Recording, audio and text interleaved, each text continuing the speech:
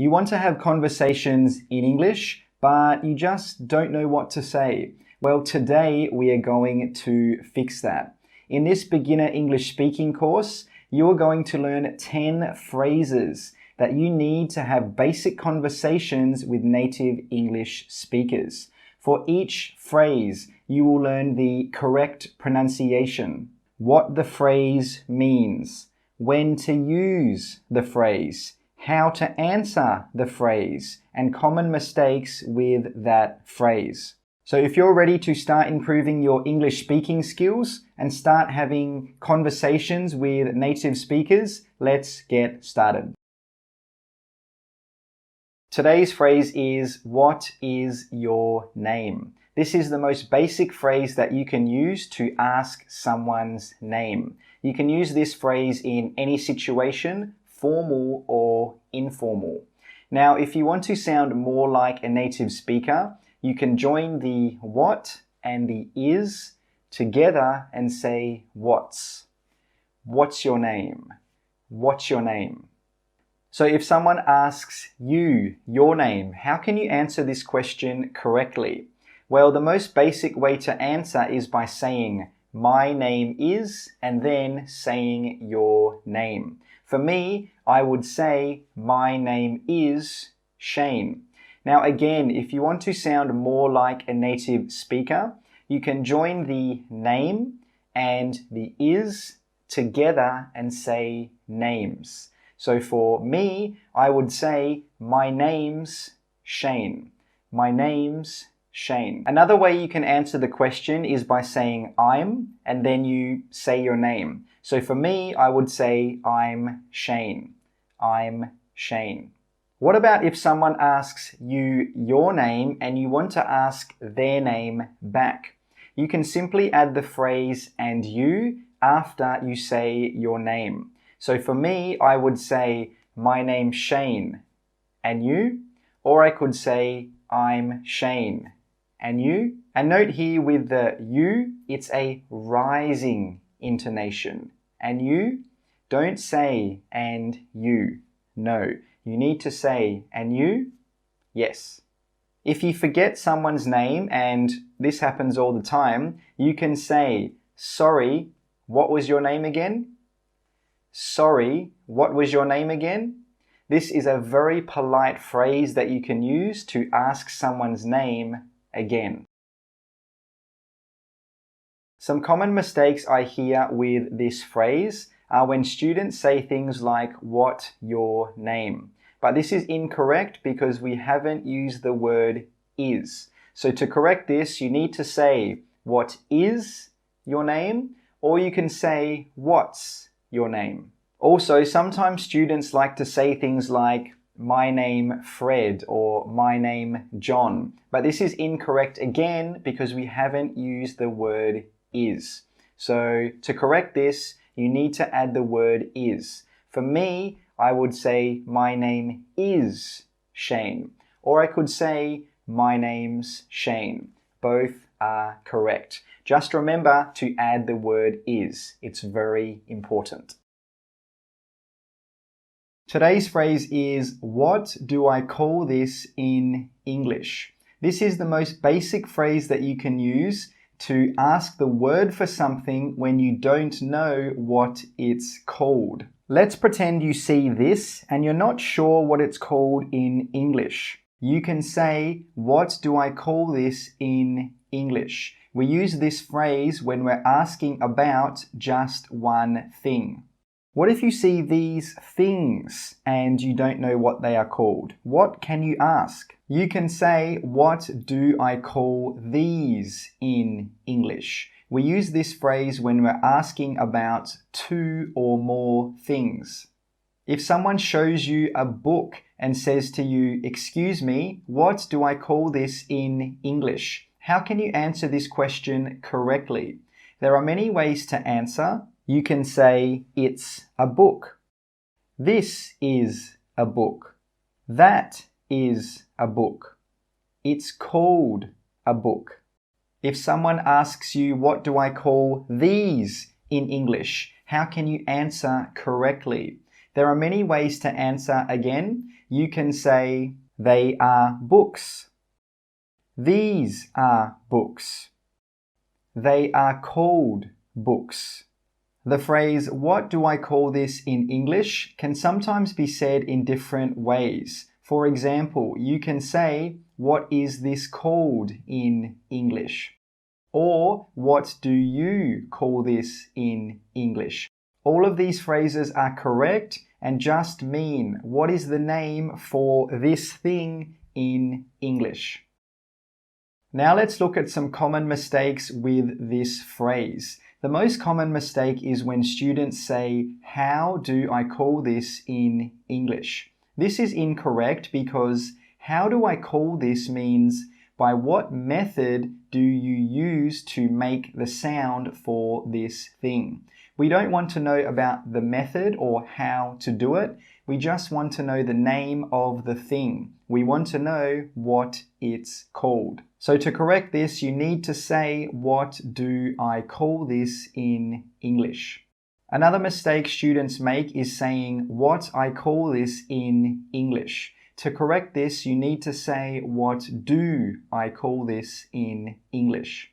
The next mistake is about answering the question. Many students answer the question, what do I call this in English, by saying things like it, a book. This is incorrect because we don't have the word is. So to correct this, you need to say it is a book, or you can say it's a book. Today's phrase is, how are you? How are you? This is the most basic phrase that you can use to start a conversation with anyone at any time. When we use the phrase, how are you? We're not really interested in how that person is. We're not really interested if they are sad, happy, excited, or bored. We just use this phrase to start a conversation. Some different ways to say, how are you are, how's it going? How are you going? How are you doing? If someone asks you, how are you? What can you say back to them? Well, you've probably heard the answer, I am fine, thank you, and you. But this is textbook English. Most native English speakers never use this phrase. There are hundreds of different ways you can answer the question, how are you? But some common answers are, I'm good, thanks. I'm not bad, thanks. Or if it's a more formal situation, you can say, I'm well, thanks. If you want to ask someone how they are back, just add one of these three phrases at the end of your sentence. You, yourself, how about you? You, yourself, how about you? So if you asked me, how are you? I could say, I'm good, thanks. You? I'm good, thanks. Yourself? I'm good, thanks. How about you? Now let's talk about some common mistakes that students make with this phrase. The most common mistake is when students answer the question, how are you, by saying, I am fine, thank you, and you. This sentence is grammatically correct. It makes sense, but it is not natural. Most native speakers never ever use this phrase. So if you want to sound like a native English speaker, when you answer, how are you, we recommend that you don't say, I am fine, thank you, and you. Another common mistake is students using the wrong tone when they are asking someone how they are back. For example, many students say, I'm good, thanks. You? Their tone goes down. You need to say, I'm good, thanks. You? I'm good, thanks. You? You need to use a rising intonation. The pitch or the sound should go up. I'm good, thanks. You? Today's phrase is, where are you from? Where are you from? This is the most basic way to ask someone what their country is or what their city is. Please note that where are you from does not mean where did you come from today? Where are you from is asking about your country or your city. Now, when native speakers say where are you from very quickly in more informal situations, normally they don't say are. They just say where you're from. Where you're from. And also please note that a different way to ask where are you from is where do you come from? Where do you come from? Most native speakers don't say where do you come from? They say where are you from because it's shorter and quicker. If someone asks you, where are you from? How can you answer this question? Well, there are two main ways to answer. The first way is by saying I'm from plus your country. For example, I'm from England. I'm from Germany. I'm from Thailand. Now, the second way to answer this is by saying I'm plus your nationality. For example, I'm English. I'm German. I'm Thai. Now let's talk about some common mistakes with this phrase. The most common mistake is when students answer the question, where are you from, by saying I came from plus their country. For example, I came from England, but this is not correct. I came from is talking about just one time. But if you were talking about your country, you need to say I come from. Why? Because I come from is talking about something that is always true. And it's always true that you come from your country. It's not just one time. The second most common mistake is when students say I am come from plus their country. For example, I am come from England. This is incorrect because after am, we don't use verb one. To correct this, we need to say, I come from England, no am. And please note that most native speakers, when they answer the question, where are you from? They don't say, I come from plus their country. They just say, I'm from plus their country. For example, I'm from England. Today's phrase is, what do you do? What do you do? When native speakers say this phrase very quickly, they like to say, what do you do? What do you do? Now this phrase is asking about your job. Do you work? Do you study? Or do you do something else? This question is not asking about just one time. What do you do is asking about what you do as a habit, as a routine. It's asking about the past, the present, and the future. Please don't confuse what do you do with what are you doing with an ing. These two phrases are very different. You can see on the screen right now that what are you doing means what are you doing right now. We are talking about one time, right now. But the phrase what do you do is asking about your job, your routine. Some different ways to ask what do you do are what do you do for a living? What is your job? What is your occupation? Please note that the word occupation is a formal word. So if someone asks you, what do you do? How can you answer this basic question? The main way to answer is by saying I'm, a, plus your job. For example, I would say I'm a teacher. Some other examples could be I'm a doctor.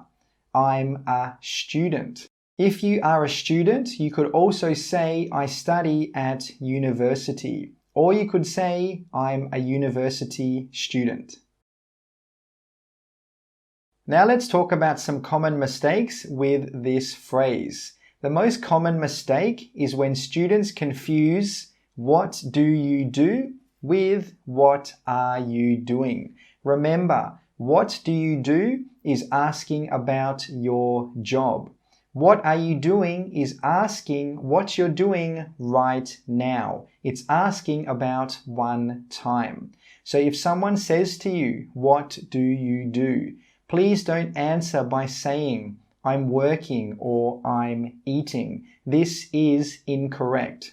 You can see the differences between these two questions on the screen right now. The second most common mistake is when students answer the question, what do you do? By saying things like, I am study at university. This is incorrect because after am, we don't use verb 1. To correct this sentence, we could say, I study at university, or we could say, I'm a student. Today's phrase is, what do you do in your free time? This question is asking about your hobbies. It's not asking about your work. It's asking what you normally like to do when you're not working or when you're not studying at school or university. Some different ways to ask, what do you do in your free time are, what do you do when you have free time? What do you get up to in your free time? Or do you have any hobbies? So if someone asks you, what do you do in your free time? How can you answer? Well, there are two main ways to answer. The first is by saying I like plus a verb plus ing. For example, I like swimming. I like cooking. I like going to the gym. The second way is by saying I like to plus a verb. For example, I like to swim. I like to cook. I like to go to the gym. So which way is better? Both ways are correct. For me, I like to say I like plus a verb plus ing. I think it's more natural and it's easier to say because you don't have to add in the word to, but it's entirely up to you. If you want to say you really like your hobby, you can use the word love instead of like. For example, I love swimming. I love cooking. I love going to the gym. And if you don't really have any hobbies, you can say something like this. I'm really busy with work, so I don't really have much time for any hobbies. Now let's look at some common mistakes. The first common mistake is when students say, I like to, plus a verb ing. For example, I like to going shopping. This is incorrect. To correct this, you need to say, I like to go shopping, or you can say, I like going shopping. The second common mistake is when students say, what do you do when you have a free time? This sentence is incorrect and we don't need an article here because a free time means just one time. But we are talking about many times, not just one time. To correct this sentence, you need to say, what do you do when you have free time? No a. Today's phrase is, do you speak English? Do you speak English? This is the most basic phrase that you can use to ask someone if they speak English or if they speak another language. Different ways to ask, do you speak English, are, can you speak English? Are you able to speak English? So if someone asks you, do you speak English? How can you answer correctly? If you do speak English, you can say, yes, I do, or you can just say, I do. Yes, I do, or I do. If you don't speak English, you can say, no, I don't, or you can say, I don't. No, I don't, or I don't. So if you asked me, Shane, do you speak English? I would say, yes, I do. If you asked me, Shane, do you speak French? I would say, no, I don't. If you want to say you speak a little bit of English, you can say, yes, I speak a little bit of English. Yes, I speak a little bit of English. Now let's look at some common mistakes with this phrase. One of the most common mistakes is students saying, do you speaking English? This is incorrect because after do you, we don't use a verb ing. Do you speaking? No. Do you eating? No. Do you playing? No. After do you, we need to use verb 1. To correct this, you need to say, do you speak English? The second most common mistake is when students answer the question, do you speak English, by saying, yes, I am, or yes, I'm. This is incorrect because the question has do. That means the answer also needs to use do as well. To correct this, you need to say, yes, I do, or no, I don't. Today's phrase is, what does this mean? This is the most basic phrase that you can use when you don't know what something means in English, when you don't understand a word or a phrase. Please note that this question only asks about the meaning. This question is not asking about the pronunciation or how to say a word. When using this phrase, you can change the word this to other words. For example, what does that mean? What does it mean? Let's pretend you hear a new word that you don't know, like icing. You can say, what does icing mean? Now, some different ways to ask, what does this mean, are, what is the meaning of this? And can you explain the meaning of this? If someone asks you, what does this mean? How can you answer this question correctly? Well, the first way is by saying it means, and then you describe the meaning. Another way you can answer is by saying it's a, and then you describe the meaning, or you describe the thing. For example, if you asked me, Shane, what does icing mean? I would say it's a mixture of butter, sugar, and water that you put on top of a cake to make the cake taste sweeter. Or I could say the same thing, but start by saying icing means and then explain the meaning. Now let's have a look at some common mistakes with this phrase. The first common mistake is when students say, what is this mean? This is incorrect because we normally use the word is with a verb ing, with a noun, or with an adjective. But the word mean is none of these things. The word mean is a verb. That means we need to use the word does. So to correct this sentence, we can say, what does this mean? The second mistake is when students answer the question, what does this mean? By saying things like, this is mean, or it is mean. But this is incorrect. To answer the question, you just need to say, this means, or it means, and then you give your explanation. You don't need to say, is. Today's phrase is, how do you spell that?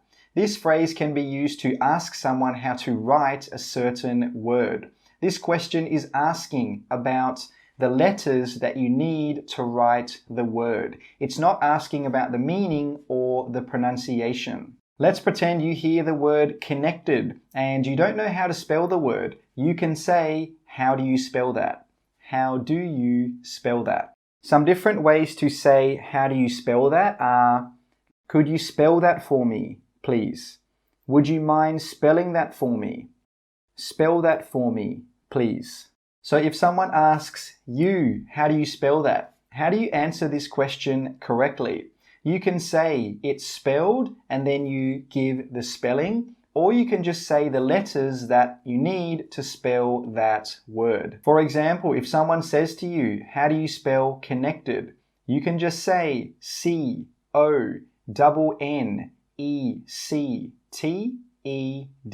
When we have two of the same letters together, it's better to say double. Double means two. For example, double O, double T, double C. Now let's talk about a common mistake with this phrase. Many students like to say, how do you spelling that? But this is incorrect. After how do you, we normally need a verb 1. For example, how do you eat that? How do you make that? How do you write that? So to correct this, you need to say, how do you spell that? Not spelling. Today's phrase is, could you repeat that please? Could you repeat that please?